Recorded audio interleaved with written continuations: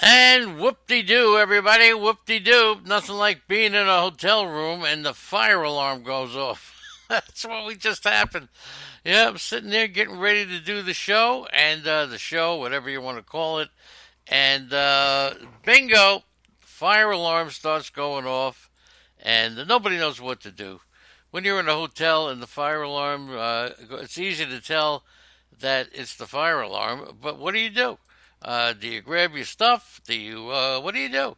Uh, you just put on a pair of shorts and you go out the door and you see people in the hallway and you know what they're asking? What do we do? What do we do? So we know that we can't take the elevator down. We're on the sixth floor, and what do you do? What do you do? Welcome aboard, everybody, on a lovely Wednesday morning. But the only problem is that it's really Tuesday, so we don't know where we are, and but we know that we're here, and that's all that counts. As Major League Baseball heading towards the trading deadline, and there's a lot to say about this trading deadline. We all think that we all think that this trading deadline is going to fill us with thrills and chills, but the word on the street, in listening to what general managers and executives are talking about, the activity right before this trading deadline this week is, and I'll quote, eerily quiet. Okay? Very, very quiet. And that may surprise you. Now, it may be people are posturing. It could be that teams are still trying to make the decision, do we part with a young player just to get a one-game playoff? And that's tough. The price tags remain exorbitant for the players that appear to be available. Too many teams remain in playoff contention, and fewer teams are willing to deal prize prospects. And we all know where the whole industry is going. I mean, with the Vlads and the Senzels and all these players, it's the prospects that make a big difference. Everybody's enamored with the prospects, not just in fantasy baseball, but also in Major League Baseball, too. The teams are equally in there. Just want to make sure we have sound, so if you're nice enough, please let me know that the sound is there.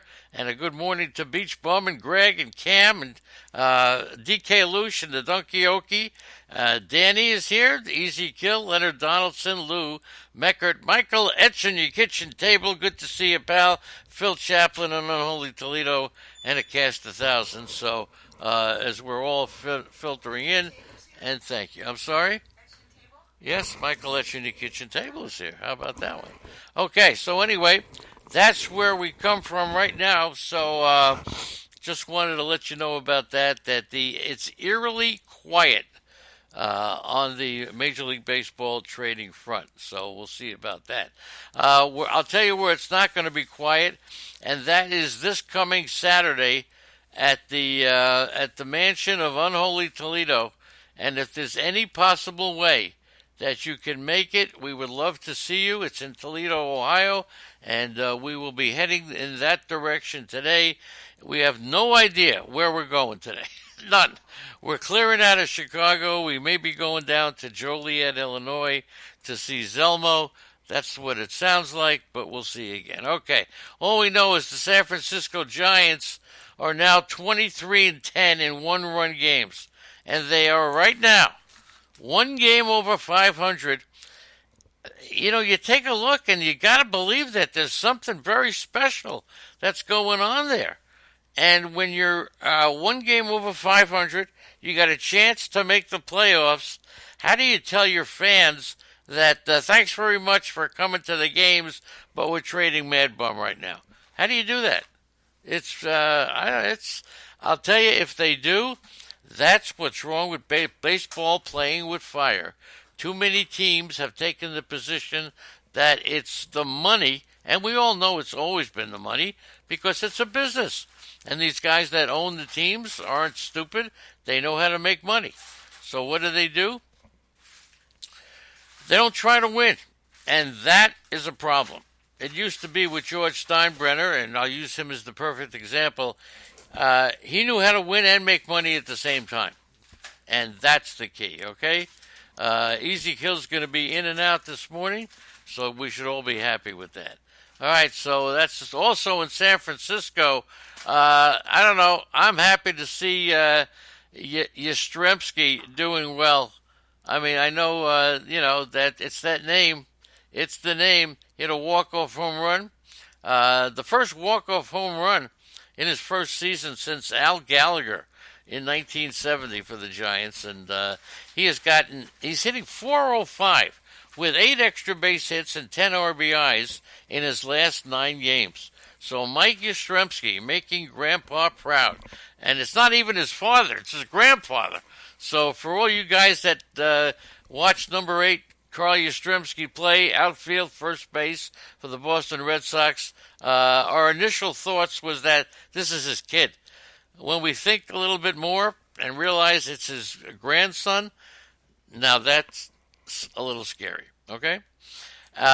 In one of the most interesting numerical situations ever, when the Astros honored Apollo 11 last night, Garrett Cole struck out 11. He earned his 11th win. The Astros scored at least 11 runs for the 12th time. Yordan Alvarez hit his 11th home run as the 11th batter in the game. Come on now.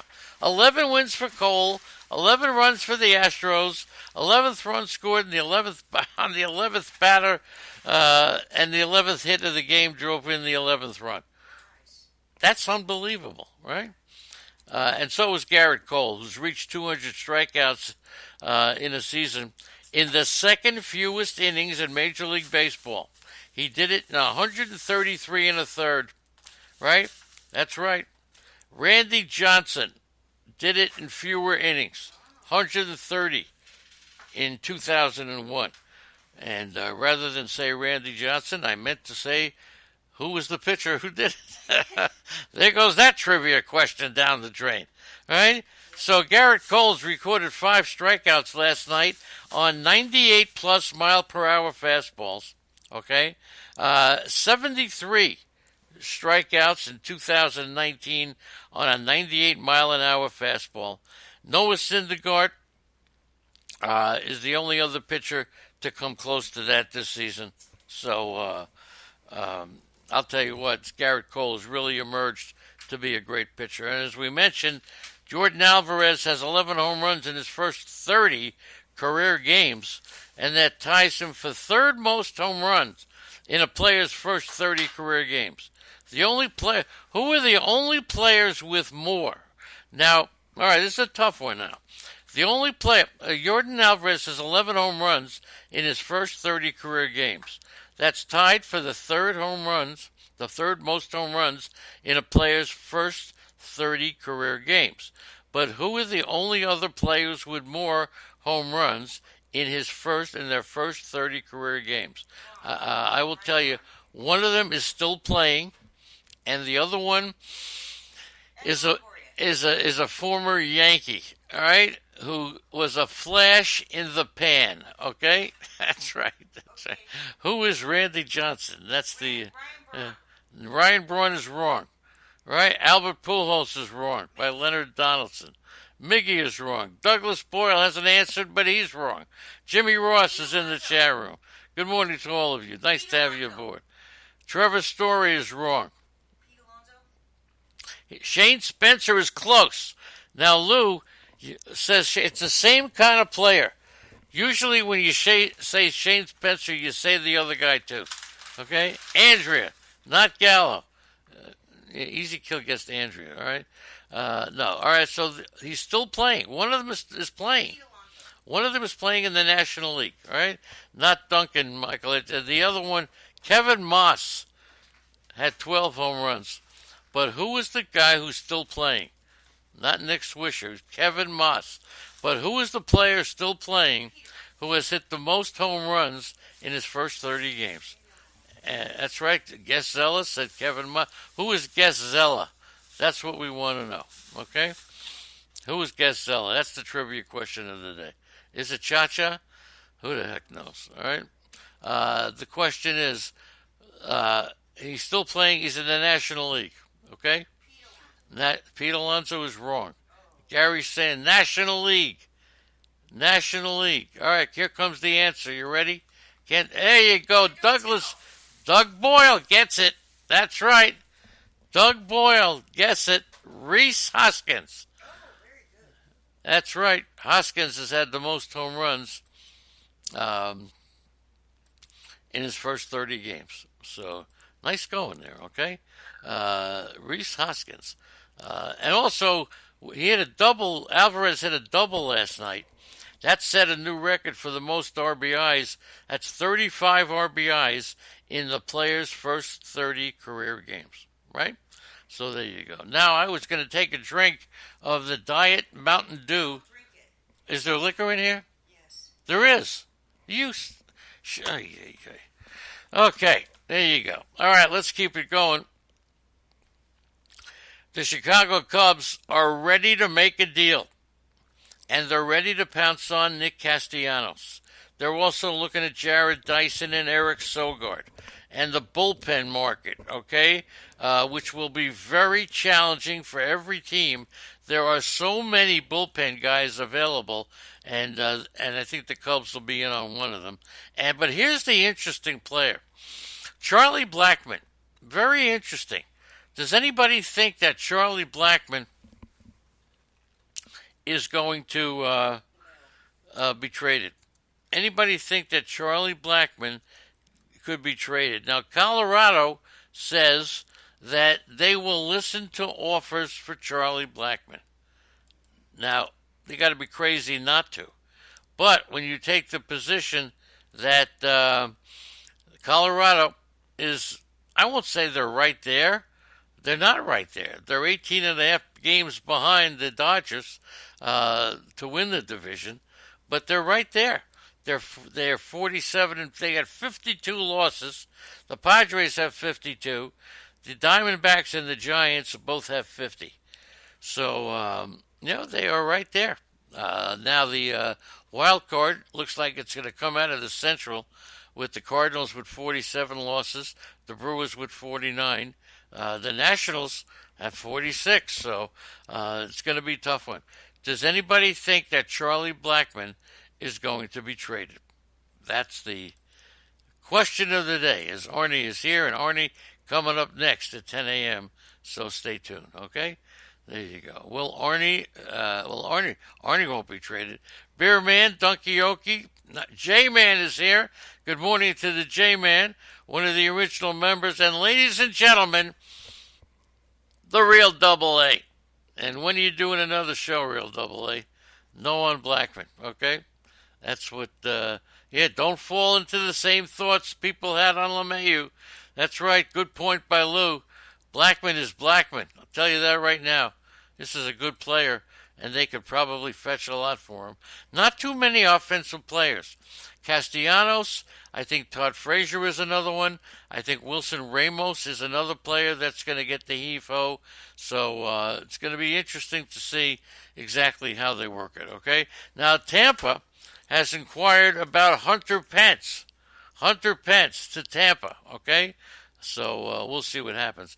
But Colorado, with a 3-12 record this month, they've surrendered an average of over 8 runs per game. They are 5 games behind the second NL wild card. So they won't be focused on adding short-term rentals. But will they trade Charlie Blackmon? And as I mentioned, Tampa has inquired about Hunter Pence. Okay? Now, Tarek Skubal. Etch that name in your kitchen table. Tarek Skubal. TARIK SKUBAL. Skubal. He's one of the best arms seen in the Detroit Tigers farm system. Maybe the only one that may be better is Casey Mize. Skubal struck out 13 batters over 6 innings in his last Double-A start. And when they talk about a comp, they mention Matt Boyd as a comp to Skubal. So if you haven't heard the name Skubal, etch it in your kitchen table. Craig Counsell says Brandon Woodruff is expected to miss about 6 weeks